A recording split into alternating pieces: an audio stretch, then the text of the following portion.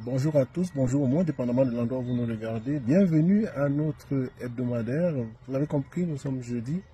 Comme tous les jeudis, nous abordons les sujets de développement personnel et ce jeudi, nous allons parler d'être occupé et d'être productif. Être occupé, être productif. Pour ceux qui ne me connaissent pas, je suis Jules. Je réside dans la province du Québec au Canada. Je suis marié et père de 5 merveilleux enfants. Alors, le sujet de développement d'aujourd'hui, nous allons parler du travail. Être productif et être occupé.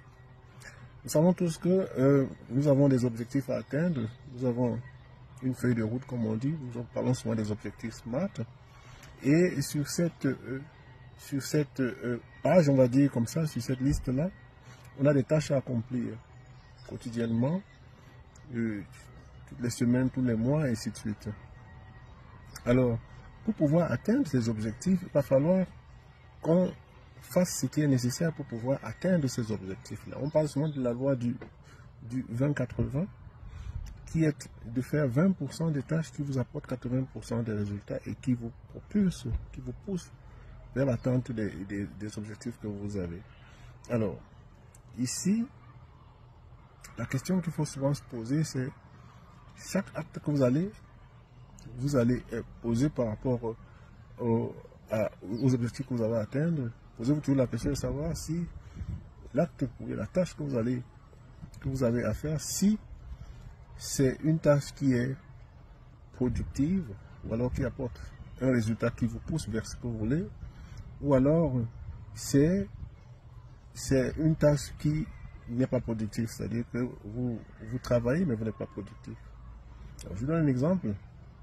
Vous voulez par exemple, disons, perdre 5 kilos, décider de faire du sport pour pouvoir perdre ces 5 kilos-là, et